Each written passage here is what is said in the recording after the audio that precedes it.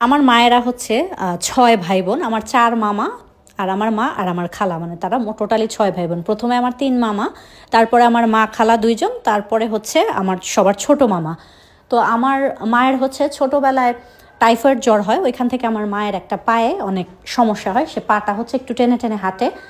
তো সেই জায়গা থেকে গ্রামের মানুষজন এটাকে একটা খারাপ চোখে দেখে, বা হচ্ছে আমার মা যখন বিয়ের ঘর আমার মায়ের জন্য আসতেছিল না, আমার মা দেখতেও তত বেশি ভালো না। তো আমার খালা হচ্ছে ভীষণ সুন্দরী ছিলেন, সেই সুবাদে আমার খালার বিয়ে হয়ে যায়। তো নানা ভাবে যে এক মেয়ের বিয়ে হচ্ছে না বলে আরেক মেয়ে তোকে তার ঘরে বসায় রাখা যাবে না, যেহেতু ওর জন্য বিয়ের প্রস্তাব আসছে ওকে বিয়ে দিয়ে দিই। তো এরকমভাবে আমার ছোটো খালার বিয়ে হয়ে যায়। বড় মামা মেঝো মামা বিয়ে করে, বাট আমার মায়ের প্রায় ২৫-২৬ বছর বয়স হয়ে যায়, কিন্তু বিয়ে হয় না। এখনকার দিনে ২৫-২৬ বছর বয়স কিছুই না, বাট তখনকার দিনে গ্রামের একটা মেয়ে, আমাদের বাড়ি হচ্ছে রাজশাহীতে, ওইখানে ২৫-২৬ বছর অনেক বড় বয়স। তো এই কারণে হচ্ছে নানা খুব চিন্তিত ছিলেন। তো আমার নানার ভালোই জমি জমা আছে, তো আমার নানা খুব শিক্ষিত মানুষ ছিলেন। সে আমার যে মামারা আছে সবাইকে পড়াশোনা করাইছে, সবাইকে শিক্ষিত, মানে পড়াশোনা করে শিক্ষিত বানাইছে, সে আগের দিনের মানুষ হয়েও।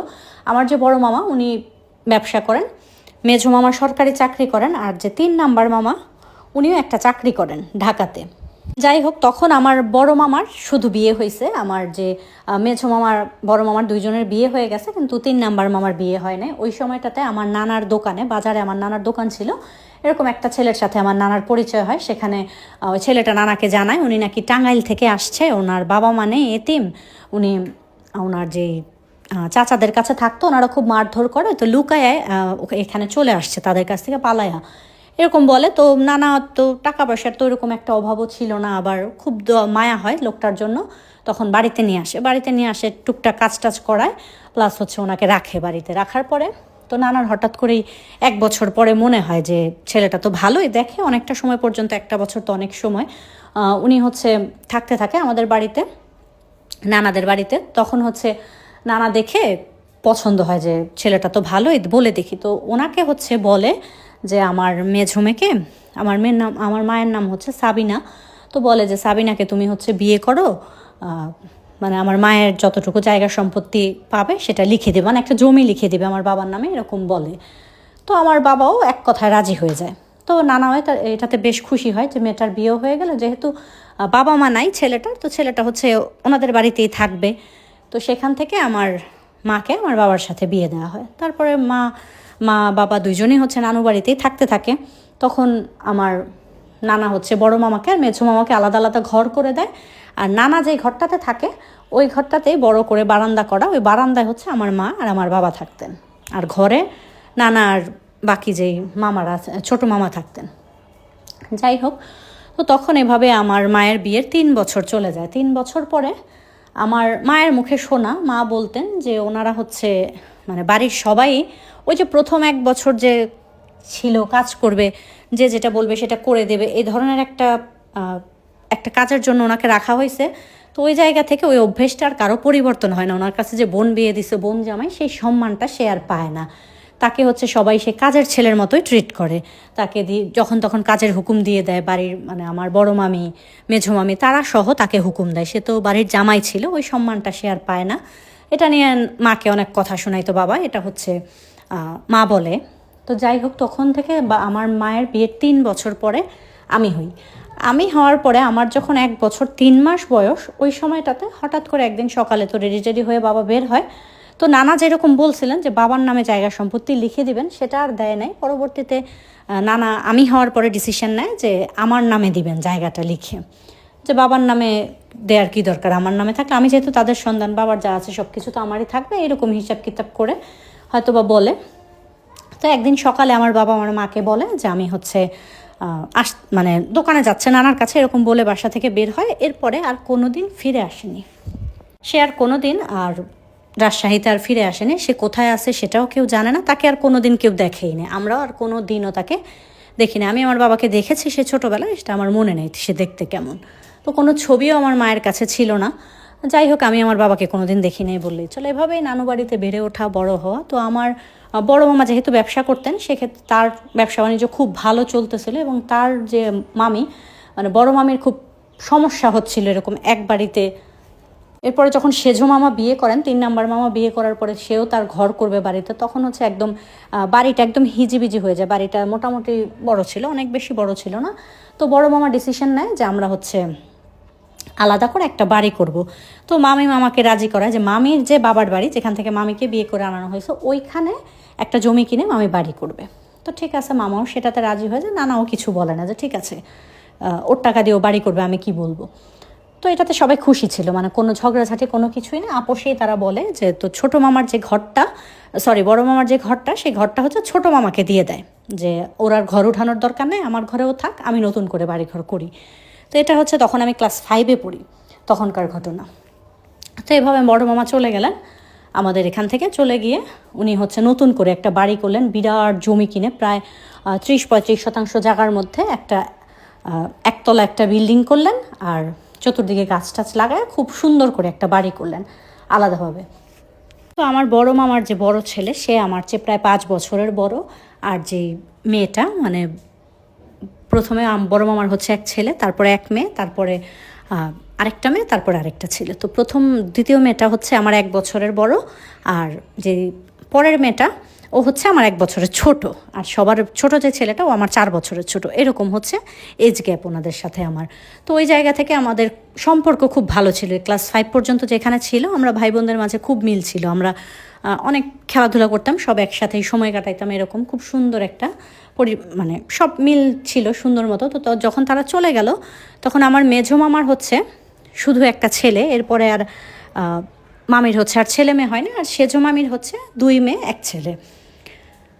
তো ওদের সাথেও খেলাধুলা করি, বাট বড় মামির সাথে সম্পর্কটা অন্যরকম ছিল। বড় মামিও খুব ভালো, বড় মামি খুব আদর যত্ন করতেন, আমাদের খুব ভালোবাসতেন। ছোটোবেলা থেকে দেখছে যে যাই রান্না করতো। সংসার ভিন্ন ছিল, আমার মা হচ্ছে এখন নানি, এখন আর আমার নানা বেঁচে নেই, নানি, আমি আর আমার মা, আর ছোটো মামা এখনও বিয়ে করেনি। আমরা হচ্ছে একসাথে থাকি, ছোটো মামা ঢাকায় চাকরি করেন, আমরা একসাথে থাকি, আর যার যার সংসার আলাদা।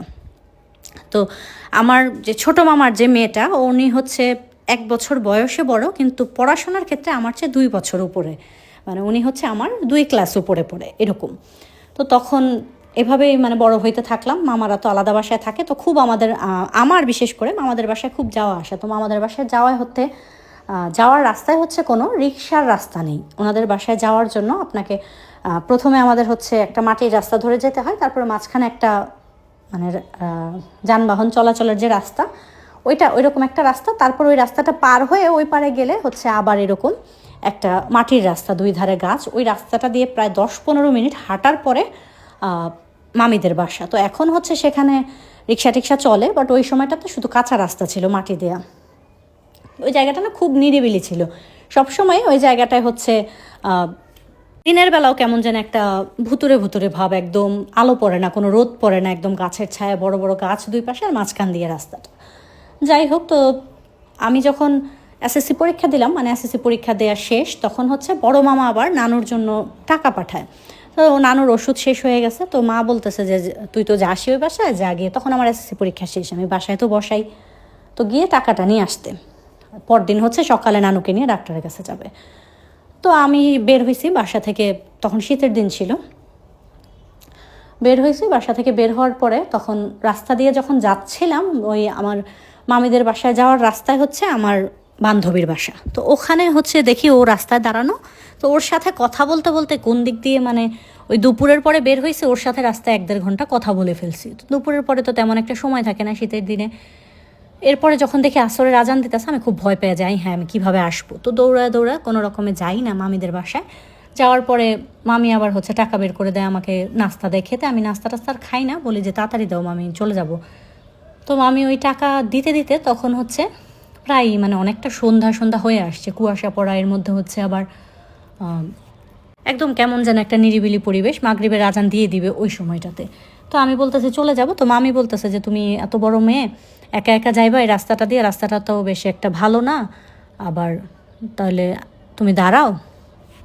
তখন হচ্ছে আমার যে মামাতো ভাই, উনি তখন ঢাকাতে থাকেন, আমার যে মামা উনিও ঢাকায় ব্যবসা করেন। তো বাড়িতেও ছেলে মানুষ তেমন কেউ নেই, আর যে ছোটো মামাতো ভাই, ও ছোট, ও আমাকে দিয়ে আবার ও আসতে ভয় পাবে, ওকে আর মামি বলে না। তো মামি বলে কি যে রাস্তার সামনে তুমি এখানে দাঁড়াও, আমি হচ্ছে দেখি এই রাস্তা ধরে তো অনেকেই যায়, যদি পরিচিত কেউ যায় তাহলে চলে যায়, আর নাহলে কালকে সকালে ভোরে উঠে চলে যাও, যে নানুকে তো ডাক্তার দেখাইতে নিবে 9টা-10টা বাজে, এরকম বলার পরে আমি তো মামির সাথে দাঁড়ায় আছি মামিদের বাড়ির রাস্তার পাশে। বেশ কিছুক্ষণ পরে 2-3 মিনিট পরেই একটা লোক আসে। উনি এই লম্বা দেখতে, লোকটা প্রায় 6 ফিট লম্বা, মোটামুটি স্বাস্থ্য, মানে আমি 5 ফিট 1 ইঞ্চি লম্বা, আমার কাছে প্রায় দানবের মতো লাগলো, যে আমি তার পেটের সামনে পড়ে আছি, অনেক লম্বা। এরকম একটা লোক আসলো, আসার পরে তখন মামি ওনাকে বলতেছে যে তুমি হচ্ছে কোথায় যাইতেছো? তো উনি বললো যে ওই যে যেই রাস্তাটা দিয়ে গাড়ি ঘোড়া চলে ওই রাস্তায় উনি যাচ্ছেন, এটা বলার পরে মামি আবার জিজ্ঞেস করলো যে ওনার নাম হচ্ছে ফয়সাল। হ্যাঁ, তো ওনাকে ডেকে বললো যে তুমি হচ্ছে ওখানে যাবা, তাহলে ওকে একটু নিয়ে যাও, ওকে একটু আগায় দিও, ওই রাস্তাটা দিয়ে একা একা যেতে ভয় পাইতেছে। তো সে বলে যে আচ্ছা ঠিক আছে আসো। তো ওনাকে মামিকে আর জিজ্ঞেস করেনি আপনার কী হয় বা ভালো মন্দ কী আসে বিষয়, কিছুই জিজ্ঞেস করেনি, ওখান থেকে নিয়ে চলে আসে আমাকে। তো ওই লোক হচ্ছে এত বড় বড় পা দিয়ে হাঁটতেছিল, তার হচ্ছে কদম এত লম্বা, মানুষ এত বড় বড়, আমি খুব প্রায় মানে দৌড়ে দৌড়ে তার পেছন পেছন আসতেছিলাম। তখন বেশ কিছুটা সময়, প্রায় বললাম না 15 মিনিটের রাস্তা, 5-7 মিনিট হাঁটার পরে সে আমাকে জিজ্ঞেস করতেছে, আমার নাম জিজ্ঞেস করলো। তো সে আমার নাম জিজ্ঞেস করলো যে তোমার নাম কি? তখন আমি বললাম যে আমার নাম ভাবনা। তো বললো কী করো? পড়াশোনা করি। কোন ক্লাসে পড়ো? এসএসসি পরীক্ষা দিয়েছি, কলেজে ভর্তি হব। তো তারপরে জিজ্ঞেস করলো সব কিছু আর কি, আমি কোথায় গেছিলাম এটা জিজ্ঞেস করলো, মানে আমার মামির কথা জিজ্ঞেস করলো যে আপা তোমার কি, ওইটা তোমার আপা তোমার কী হয়? বললাম আমার বড় মামি। তো এটুক বলতে বলতে আমাদের চলে আসলাম গন্তব্যে। তখন সে বলতেছে তুমি একা একা যেতে পারবা না, আমি বাসায় নিয়ে দিয়ে আসবো। আমি বললাম না, বাসা পর্যন্ত যেতে হবে না, ততক্ষণে মাগরিবের আজান পড়ে গেছে, মোটামুটি অন্ধকার হয়ে গেছে। বাট আমাদের নানু বাড়ির রাস্তাটা হচ্ছে একটু মানুষের চলাচল খুব বেশি আছে, রাস্তার পাশে আবার দোকান আছে, তা তো ভয় করে না। আমি বললাম না, এখান দিয়ে আমি যেতে পারবো, আপনি চলে যান। তো ওই দিন ছিল তার সাথে আমার প্রথম দেখা। যাই হোক, তো ওই দিনের পরে আর তার কথা তো আমার মনে থাকার কোনো কথা না। তো মা খুব রাগারাগি করলো, বাসায় আসলাম পরে যে এত দেরি কেন হলো, এবং মা আমাকে জিজ্ঞেস করলো কার সাথে আসছি। তো আমি বললাম মামি এরকম এরকম একটা লোককে বলে দিছে, মামির ভাই হয়। তো ওই লোকটা হচ্ছে সম্পর্কে মামির ভাই হয়। তো উনি হচ্ছে আমাকে বলছে যে, তো মাকে মিথ্যা বললাম যে উনি হচ্ছে আমাদের বাড়ি পর্যন্ত আমাকে আগায় দিয়ে গেছে, নাহলে তো মা রাগ করবে যে একা একা কেন আসছো। যাই হোক, তো তখন ওই দিন আসলাম, ওই দিন ছিল প্রথম। তারপরে ওই যে বললাম আমার মামির যে বড় মেয়ে, ওনার সাথে আমার পড়াশোনার গ্যাপ হচ্ছে 2 বছরের।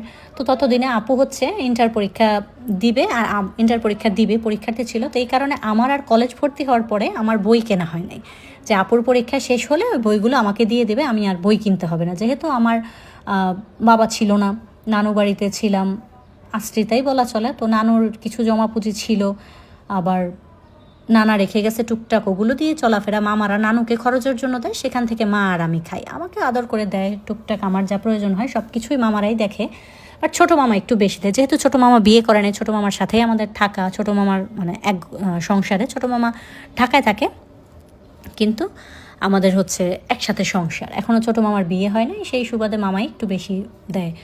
তো যাই হোক, এভাবে হচ্ছে তো ওই বই আনতে যাওয়ার জন্য আমি হচ্ছে আপুর পরীক্ষার অপেক্ষা করতেছিলাম। কলেজ ভর্তি হয়ে গেছে, অথচ বই কেনা হয় নাই, কারণ কতগুলো টাকার দরকার। মামিও বলছে যে এই বইগুলো তো তুমি নিতে পারবে, সারা বছরই এরকম হয়, তার যে গাইডগুলো হয় ওটা রেখে দেয়, ওটা দিয়ে আমি সারা বছর হাই স্কুলের পড়াশোনা আমার করা এরকমভাবে। তো এটা আর কি অভ্যস্ত ছিলাম। এরপরে যখন আপুর পরীক্ষা শেষ হয়ে গেল, ওইদিকে আমি কলেজ ভর্তি হয়েছি, কিন্তু প্রায় 2 মাসের উপরে হয়ে গেছে, কিন্তু আমার বই পাচ্ছিলাম না পড়ার জন্য। তখন আমি আবার হচ্ছে একদিন এরকম বিকেলবেলা আমি আর আমার একটা মামাতো বোন, যে মেঝো মামার যে ছোটো 3 নাম্বার মামার যে মেয়ে, ওকে নিয়ে গেলাম যে বই নিয়ে আসি চল আপুর কাছ থেকে। তো ওর কাছে বই আনতে গেলাম, যাওয়ার পর আপুর কাছে বই আনতে যখন যাচ্ছিলাম তাদের বাসায়, তখন ওই লোকটার সাথে আবার দেখা হয়েছে। তো ওই লোকটার চেহারা তো অন্ধকার ছিল, আমিও তত বেশি আমার খেয়াল নাই, কিন্তু ওই যে হাইটটা বললাম ওটা আমার মনে আছে যে এতটা লম্বা ছিল লোকটা। তো লম্বা দেখেই লোকটা আমাকে জিজ্ঞেস করছে কেমন আছো। আমি বললাম যে ভালো আছে, আপনি কেমন আছেন? তখন সে হচ্ছে বলতেছে যে তুমি আমাকে চিনছো? তো আমি বললাম যে না, আপনাকে তো চিনি না। বলো ওই দিন না তোমাকে রাস্তা আগায় দিলাম? আমি বললাম ও আচ্ছা ঠিক আছে। সে দেখলো, দেখার পরে আমরা ওখানে গেলাম, যাওয়ার পরে বই নিলাম।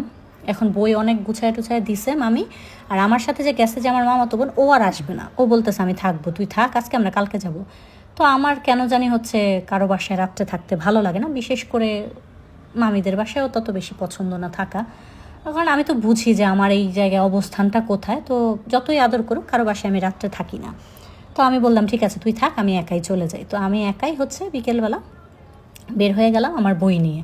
তো বই যতটুকু পারছি ততটুকু নিছি, পরের বার এসে নিব, অনেকগুলো বই, অনেক তো ওজন, তো 2টা ব্যাগ ভর্তি করে হেঁটে হেঁটে যাচ্ছিলাম। বোরখা টোরখা কিছুই পরি না, ওড়না মাথায় পেঁচানো, আর হচ্ছে ব্যাগগুলো নিয়ে হাঁটতেছিলাম। তখন পেছন থেকে ওই লোকটা এসে আমাকে বলতেছে যে তুমি হচ্ছে যে এতগুলো বই নিয়ে সেগুলো নিয়ে হাঁটতে পারবা, দাও একটা আমার কাছে। তো আমি অনেকবার না করতেছিলাম, সে জোড়াজোড়ি করে একদম আমার কাছ থেকে ব্যাগটা নিয়ে নিল। তো ব্যাগটা নিয়ে বেশ কিছুক্ষণ হচ্ছে হেঁটে আসলাম। পরে তো রাস্তা পার হয়ে তো আমাদের বাড়ির এলাকায় চলে আসছে, তো সে আমাকে রাস্তা পার করিয়ে দিল। ওই পাশে এসে আমাদের বাড়ির এলাকায় এসে বলতেছে চলো বাসায় দিয়ে আসে, এগুলো ভারী, এতগুলো আলগে নিবা। তো সে আমাকে বাসা পর্যন্ত আগায় দিয়ে গেলো। তো একটা মানুষ বাসা পর্যন্ত আসছে, আর সে যখন জানলাম যে উনি সম্পর্কে আমার মামির ভাই হয়, বাট কেমন ভাই হয় সেটা এখনও জানি না। তারপরে বাড়িতে আসতে আমি বললাম যে আসেন, বাড়িতে আসেন। সে না বাড়িতে চলে আসলো। বাড়িতে আসার পরে মাকে ডাক দিলাম, তো মা ঘরে আসতে বললো, ঘরে আসলো না, সে এক গ্লাস পানি চাইলো, পানি খাইলো, চলে আসলো। তো ওই দিন ছিল তার সাথে আমার দ্বিতীয় দেখা, এবং ওই দিন তাকে আমি তার চেহারাটা দেখলাম যে না, লোকটা মোটামুটি ভালোই, দেখতে শুনতেও ভালো, আর হাইটটাও বেশ ভালো। তো আমি যেহেতু শর্ট ছিলাম, এই কারণে এত বড় হাইটের মানুষ আমার কেন জানি ভালো লাগতো না। ছেলে মানুষ ঠিক আছে, আমার চেয়ে 3-4 ইঞ্চি বেশি থাকবে, এতটুকুই চলবে, অনেক লম্বা মানুষ আমার পছন্দ না। যাই হোক, তো ওখান থেকে এরপর থেকে তাকে আমি প্রায়ই দেখি। সে হচ্ছে কলেজ থেকে বের হয়ে, মানে তৃতীয় দিন যেদিন, ওই দিন কলেজ থেকে বের হয়ে তাকে দেখে আমি চিনছি, বাট না চেনার ভান করে সাইড কেটে চলে যাচ্ছিলাম। সে ডাক দিল, ডাক দিয়ে আমাকে বললো যে কোথায় কেমন আছো ভাবনা। তো আমি বললাম জি ভালো, এখানে কোথাও আসছিলেন? বললো আমিও এই কলেজ থেকেই পড়াশোনা করছি, এখন তো বললো আমি ইন্টারটাই কলেজ থেকেই করছি, এখন এখানে পড়ে না, সেটা বললো। যাই হোক, তো ওখান থেকে টুকটাক তার সাথে কথাবার্তা হলো। ওইটা ছিল তার সাথে আমার তৃতীয় দিন দেখা। তো সে বাইক নিয়ে গেছে, সে আমাকে বলতেছে বাইকে উঠে বসতে, আমাকে বাসায় নামাই দিবে। আমি বললাম যে না, আমি আমার ফ্রেন্ডের সাথে রিক্সায় করে চলে যাবো, আপনি যান। তো সেও চলে গেল, বেশি জোরাজোরি করা বা কোনো কিছুই না। এরপর থেকে প্রায়ই তার সাথে আমার দেখা হয়, সেটা হোক মাঝে মাঝে আমাদের বাড়ির রাস্তায় দেখা হয়ে যায়, আমার কোচিংয়ের সামনে দেখা হচ্ছে, কখনো কলেজের সামনে দেখা হচ্ছে। আর মামিদের বাসায় গেলে তত বেশি দেখা হয় না, বেশিরভাগ এই জায়গাগুলোতে দেখা হয়, মামিদের বাসায় হঠাৎ হঠাৎ দেখা হয়। তো এইভাবে চলতে চলতে প্রায় হচ্ছে 6-7 মাস হয়ে গেল। সে কিন্তু আমাকে প্রপোজ করে নাই যে আমাকে পছন্দ করে বা ভালো মন্দ কোনো কিছু, জাস্ট আমি আমার যাতায়াতের রাস্তায় তাকে দেখে সে আমাকে জাস্ট জিজ্ঞেস করে কেমন আছো। এইভাবে চললো 6-7 মাস। 6-7 মাস চলার পরে আমরা হচ্ছে যে ঈদ চলে আসলো। ঈদের মধ্যে তো মামি আমাদেরকে সবাইকে দাওয়াত করলেন, যে মামিদের বাসায় নানু, আমি, ছোটো মামি সবাই আমরা গেলাম। যাওয়ার পরে সারাদিন ওইখানে থাকার পরে তো মামি খুব জোর করতেছিলেন যে আমার মাকে, যে আপা আপনি হচ্ছে মাকে নিয়ে 2 দিন থাকেন, আমার নানুকে নিয়ে বলতেছে যে 2 দিন থাকেন। তো এখন মা আর নানু যদি ওই বাড়িতে থাকে তাহলে তো আমাকেও থাকতে হয়।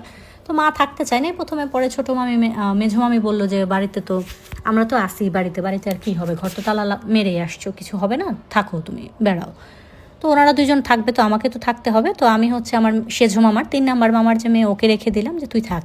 তো আমরা সব বোনরা মিলে হচ্ছে খেলতেছি। তখন হচ্ছে কারেন্ট চলে যেত প্রচুর, তখন বাইরে বসে আমরা লুডো খেলতাম, খুব মজা করতাম।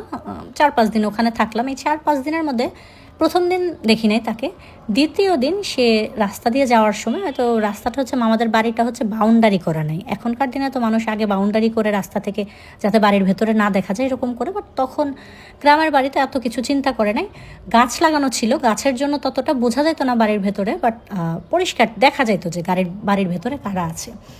তো সে হচ্ছে ওখান থেকে আমাকে দেখছে যে আমি এই বাড়িতে আসছি। এরপরে সে পরদিন আসলো, এসে মামিকে সেদে সেদে এটা ওইটা কথা বলতেছে। আমার যেই বড় যে মামাতো ভাইটা, ঈদের যেহেতু ছুটি ছিল, উনিও বাড়িতে ছিল, তো ওনাকে ডেকে নিয়ে গেল ক্রিকেট খেলতে। তো এখানে আমার মামির যে বাবার বাড়ি, তাদের ফ্যামিলির সাথে হচ্ছে এই লোকের ফ্যামিলির বেশ ঝামেলার সম্পর্ক। মানে থাকে না গ্রামের মধ্যে, দেখবেন কিছু লোক থাকে কথার আগে মারামারিতে চলে যায়, কথার আগে বিচার বসায় দেয়, তারপরে একদম ডাকুডাল নিয়ে বের হয়ে যায় 19 থেকে 20 হলে। তো তাদের ফ্যামিলির সাথে আমার মামির বাবার বাড়ির সাথে ওই যে ফয়সাল ছেলেটা ছিল, ওদের বাড়ির সাথে খুব একটা ভালো সম্পর্ক ছিল না, খুব মানে মারামারি ঝগড়াঝাটি কাটাকাটি হবে এই ধরনের সম্পর্ক। তো ওই জায়গা থেকে আমার যে মামাতো ভাইয়ের সাথে হুট করে তার ভালো সম্পর্ক করার বিষয়টা মামির মোটেও ভালো লাগে নাই।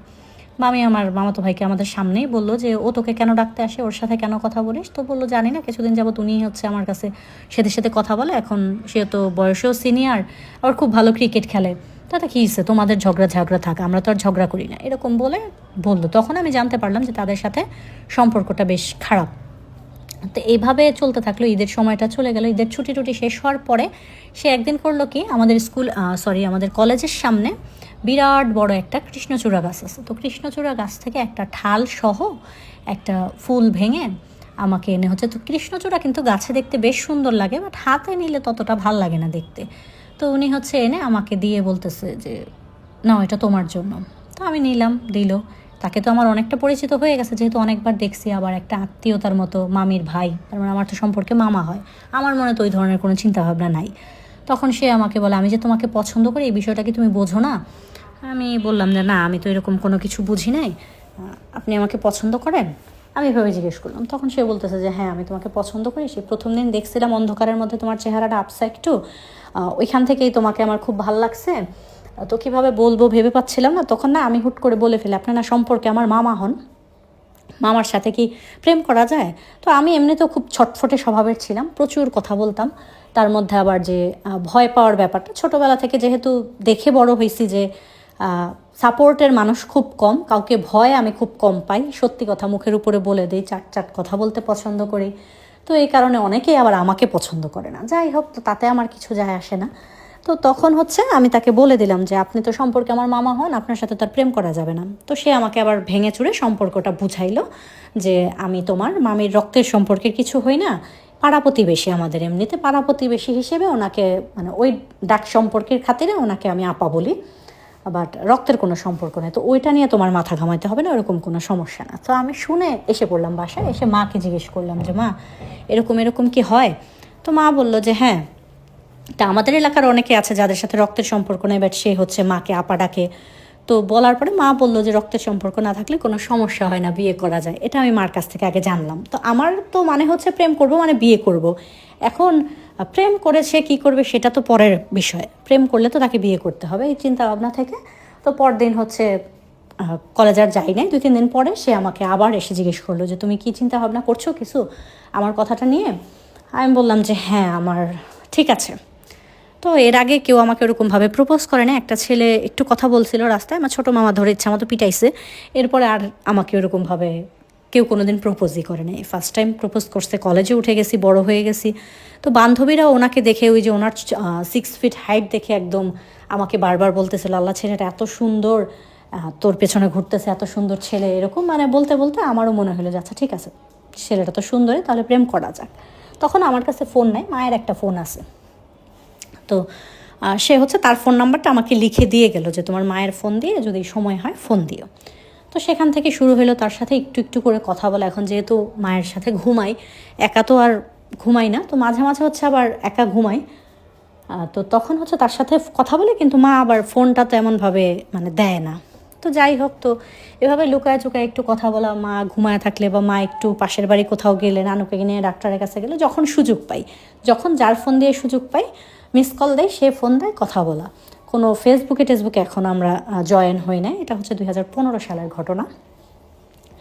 তো তখন এভাবে সময়টা হচ্ছে খুব সুন্দর কাটলো। আমার ফার্স্ট ইয়ারটা শেষ হয়ে গেল, পরীক্ষা দিলাম, ভালো রেজাল্ট হইলো, সেকেন্ড ইয়ারে উঠলাম, পড়াশোনা করতেছি, সব কিছু ঠিকঠাক চলতেছে। এর মাঝে আমি হচ্ছে এখন বেশ বড় মামার বাসায় যাই, গিয়ে পারলে ওই বাড়িতে থেকে যাই, এরকম যদি বেশি সাদেম আমি থেকে যাই, কারণ ওখানে থাকলে হচ্ছে ওনার সাথে একটু দেখা হবে, বা উনি বাড়িতে আসলো, বা বাইরে বসে থাকলে উনি যদি রাস্তা দিয়েও হাঁটে তাও ওনাকে একটু দেখে। আমাদের এলাকায় তো আর উনি কাউকে চেনে না, এখানে আসলে প্রতিদিন একটা লোক কেন আসতে সেটা জিজ্ঞেস করবে, বা কলেজে হচ্ছে প্রতিদিন ওরকমভাবে যাওয়া হয় না। তো সব কিছু মিলেমিশে মামিদের বাড়ির যাতায়াতটা আমার খুব বেড়ে গেল।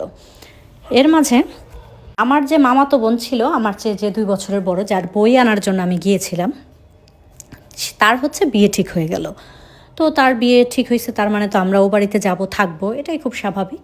তো তার বিয়েতে যখন ওই বাড়িতে গেলাম, তখন ওই যে আমার যে মামাতো ভাই, বড় ভাই ছিল, সে তো ঢাকায় পড়াশোনা করতো, তার সাথে ঢাকা থেকে তার বেশ কিছু বন্ধুবান্ধব আসলো, 3-4 জন বন্ধুবান্ধব আসছে। আর আমি হচ্ছে 3-4 দিন আগেই হচ্ছে মামাদের বাড়িতে চলে গেছে, আমি আমার যারা মানে ভাই বোন আছে আমরা বেশিরভাগই চলে গেছি ওখানে গিয়ে, যে বড় যারা ছেলেরা আছে সাহায্য করতেছিল, ছোটো মামা চলে আসছে, তো খুব সুন্দর আর কি সময় কাটতেছিল এভাবে। তো বিয়ের 3-4 দিন আগে তো আমরা চলে গেলাম। তারপরে মানে বিয়েটা তো শুক্রবারে ছিল, এই ঘটনাটা হচ্ছে মঙ্গলবার দিন আমি তাকে ফোন দিলাম, যে ওখানে গেছি, যাওয়ার পর তাকে আর দেখি নাই। তো আমি হচ্ছে ফোন দিয়ে বললাম যে আমরা গেছি ওই বাড়িতে সোমবারে, তো সোমবার সারাদিন চলে গেছে, রাত চলে গেছে, মঙ্গলবার দিন সন্ধ্যায় তাকে আমি ফোন দিছি যে আপনাকে তো দেখলাম না, আমি আসছি কালকে। বললো তুমি বিয়ের জন্য এত তাড়াতাড়ি চলে আসছো? আমি বললাম হ্যাঁ। তখন সে বললো আচ্ছা দেখি, আমি তোমাকে রাত্রে ফোন করব। আচ্ছা ঠিক আছে, রাত্রে ফোন করবে। তো রাত্রে প্রায় হচ্ছে সে আমাকে 12টা নাগাদ ফোন দিয়ে বলতেছে যে বাইরে আসো। তো রাত্রের 12টা বাজে বাইরে যাব, তখন হচ্ছে মেয়ে মানুষ একা, আর তো গ্রামের বাড়ি, ভয় সেটা পাই না, যে জিন ভূতের ভয় পাই না, কিন্তু মানুষজন কী বলবে, বিয়ে বাড়িতে অনেক মানুষ, যে মামির বাবার বাড়ির লোকজন অনেক আসছে, ঢাকা থেকে অনেকে আসছে মা। তো তখন এরকম চিন্তা ভাবনা করতে করতে সে মানে খুব জোরাজোরি করতেছে ফোনে, আসো একটু দেখবো তোমাকে, হ্যান ত্যান।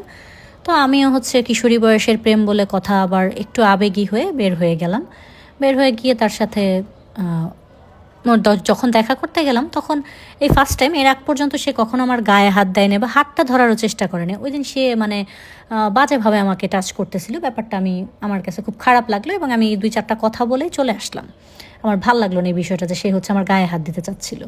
তো ওখান থেকে চলে আসার পরে তার সাথে আমি আর মানে খুব বেশি যেচে পড়ে কথা বলি না। এখন আমার মানসিক অবস্থার কথা বলতে গেলে, আমার পুরুষ মানুষের প্রতি কেমন যেন একটা ব্যাপার ছিল প্রথম থেকেই, কারণ আমার মাকে ঠকাইছে আমার বাবা, এভাবে ফেলে রেখে চলে গেছে। ওই জায়গা থেকে বাবার প্রতি খুব একটা অভিযোগের জায়গাটা কিন্তু আমার ছিল, যে পুরুষ বিয়ে করবো না কোনো দিন, এরকম একটা চিন্তাভাবনা ছিল, ছোটোবেলায় ভাবতাম এগুলো। তো বড় হওয়ার পরে আস্তে আস্তে যে ঠিক হয়ে গেছে, যে সব মানুষ তো এক না, সবাই তো সুখী আছে, মামারা তাদের বউকে ভালো রাখছে, এই চিন্তাটা আস্তে আস্তে পরিবর্তন হয়ে গেছে। যাই হোক, তো এভাবে হচ্ছে। তো মঙ্গলবার দিন সে আমার সাথে এরকম করতে চাইলো, পরে আমি আর তার সাথে কথা বললাম না, চলে গেলাম ঘরে, যে আপনি এরকম করতেছেন, আপনার সাথে আমি আর কখনো কথা বলবো না, আপনি গায়ে হাত দিতেছেন কেন।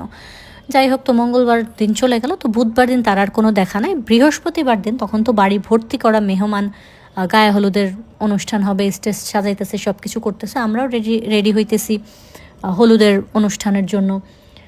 ওই সময়টাতে সে আমাকে ডাকলো, যে মামিদের বাড়ির প্রচুর বড়, অনেক বড় একটা বাড়ি, তো ওনাদের যেই একটা ঘর করা আছে মামির, সেখানে উনি হচ্ছে লার্কি টার্কি রাখে, বাট ঘরটা পাকা করা, দেয়াল করে পাকা করা। ওই ঘরের পেছনে বললো যে ওই সাইডটাতে আসো। তো আমি তাকে বললাম যে না, আমি ওখানে আপনার সাথে একা যাবো না, কালকে রাত্রে আপনি এরকম বাজে ব্যবহার করছেন আমার সাথে, এটা আমার মনে আছে, আমি এখন ওখানে আসবো না, বাড়ি ভর্তি মানুষ, কেউ দেখলে খারাপ বলবে। তো ওখানে আর আমি হচ্ছে তার সাথে গেলাম না। ওটা থেকে সে আমার সাথে রাগ করলো, সে বললো যে না, তুমি আমাকে ভালোবাসো না, হ্যান ত্যান অনেক কিছু বললো। বলার পরে আমিও আর তত গুরুত্ব দিই না, যে বিয়ে বাড়িতে আসছে, আগে বিয়েটা এনজয় করি। তো ওই বিয়ের মধ্যে আমার যে মামাতো ভাইয়ের সাথে যে ঢাকা থেকে আসছে, ওখানে 3-4টা ছেলে আছে, তার মধ্যে একটা ছেলে আমি বেশ কয়েকবার লক্ষ্য করছি যে সে আমার দিকে শুধু তাকায় থাকে, মানে কিচ্ছু বলে নাই বা কোনো কিছু, বাট মিটমিট করে হাসে, কেমন যেন একটু তাকানোর ভঙ্গিমাটা একটু অন্যরকম। সে আমার দিকে বেশ কয়েকবার আমার চোখাচোখি হয়েছে, বা কিছু পাঠাইছে, মামি এটা ওটা দিছে, খাওয়ার জন্য দিয়ে আসছি, বা ওখানে সামনাসামনি গেছি, তো দেখছি লোকটা আমার দিকে তাকায় আছে, এই জিনিসটা আমি লক্ষ্য করছি। ওনার নাম ছিল জিসান। হ্যাঁ, তো ওনার সাথে আমার তেমন কোনো কথা হয় না, একটা কথাও বলি না। তো এভাবে বিয়ের অনুষ্ঠান চলে গেল। এমনিতে আমি হচ্ছে আর ফয়সালের সাথে দেখা করলাম না, কারণ সে আমার গায়ে হাত দিচ্ছে, ওই জায়গা থেকে তার প্রতি আমার একটা মানে অভক্তি চলে আসছে, যে না, ওর সাথে আর কথা বলা যাবে না, ওর সাথে রিলেশনটা কন্টিনিউ করবো না। তো এভাবে ও হচ্ছে পরে শুক্রবার দিন ওরাও তো হচ্ছে বিয়েতে দাওয়াত আমন্ত্রিত ছিল, আসলো। আসার পরে ও আমাকে বলতেছে, যে বারবার মানে সরি বলতেছিল, ইশারায় দূর থেকে খাইতেছিল, যে ভুল হয়ে গেছে, আর এরকম করবে না, হ্যান ত্যান অনেক কিছু বোঝানোর পরে যে ঠিক আছে, আমিও ব্যাপারটা মেনে নিলাম, যে আচ্ছা ঠিক আছে, মাফ করে দিই, যা হওয়ার হয়েছে গেছে গা। ওইটা রাত্রের বেলা তো হয়তো বা আবেগের বসে হাত দিছে, ওইটা বাদ। শুক্রবারে তাকে মোটামুটি মাফ করে দিলাম, যে আচ্ছা ঠিক আছে, যা হওয়ার হয়েছে এ পর্যন্ত থাকতো। তারপরে যে ওই যে বললাম যে জিসান ভাই, তারা হচ্ছে শুক্রবারে চলে যাবে। যাওয়ার সময় সে আমাকে ডাক দিল, এমনিতে ডেকে বলল, তোমার হাসিটা খুব মিষ্টি জানো। তা আমি কিছুই বলি না, মানে হ্যাঁ আমি জানি এটা বলবো, আমি কিছুই বলি না, আমি তার দিকে তাকাচ্ছিলাম, একটু হাসলাম। তারপরে সে বললো, তোমাকে হাসলে খুব সুন্দর লাগে, নাম কি তোমার? তখন আমি বললাম, আমার নাম ভাবনা। এটা কেমন নাম, ভাবনা আবার নাম হয় মানুষের? সেটা বললো। এটা আবার আমার খুবই গত লাগলো, ভাবনা নাম হবে না কেন? তো সে বললো, আচ্ছা আমরা চলে যাচ্ছি, ভালো থেকো। ঠিক আছে, চলে যান, ভালো থাকবো, এটা বলে সে চলে গেল। আর ওইদিকে আমিও হচ্ছে ফয়সালকে মাফ করে দিলাম, যে আচ্ছা ঠিক আছে। তো এরপর থেকে আবার মোটামুটি কথাবার্তা বলি, বাট সে যখন আমাকে দেখা করার কথা বলে এখন, যে আমি কালকে কলেজের সামনে আসবো, তুই আসিস বা তুমি আইসো, তখন হচ্ছে আমি আর দেখা করতে যাই না। আমার কেন জানি ভিতরে একটা ভয় ঢুকে গেছে, তো আমি আর তার সাথে তো দেখা করতে যাই না। এভাবে বেশ কিছুটা সময় চলার পরে এখন সে তো প্রতিদিনই আসে, সে এখন আর আমাকে না বলেই কলেজের সামনে চলে আসছে। তো তারপরে তার সাথে টুকটাক দেখা হইলো, দেখা করছিলাম, জীবন তো মোটামুটিভাবে চলতেছিল। এরপরে খুব বাজে একটা এক্সপিরিয়েন্স আমার হওয়ার ছিল সামনে, যেটা আমি স্বপ্নেও কোনো দিন চিন্তা করি নাই। সেটা না হয় আমরা নেক্সট পর্বে শুনি। আজকের জন্য এতটুকুই থাক। একটু দুঃখ কষ্ট, একটু আবেগ, একটু ভালোবাসা, সব কিছু মিলেমিশে গল্পটা আমার কাছে ভীষণ ভালো লাগছে। হয়তোবা একটু ডিটেলসে চলে গেছি, আমি না বললে হয়তো আপনারা বুঝবেন না পরবর্তী দিকগুলো, বা প্রথম দিকে অনেক কিছু এলোমেলো থেকে যেত, যার কারণে হচ্ছে একটু ডিটেলসে বলা। তো কেমন লাগছে গল্পটা সেটা জানাবেন, কমেন্ট করবেন। দ্বিতীয় পর্বটা আশা করি আপনাদের খুব ভালো লাগবে। তো আজকের জন্য এতটুকুই থাক। সবাই ভালো থাকবেন, সুস্থ থাকবেন। আল্লাহ হাফেজ, শুভরাত্রি।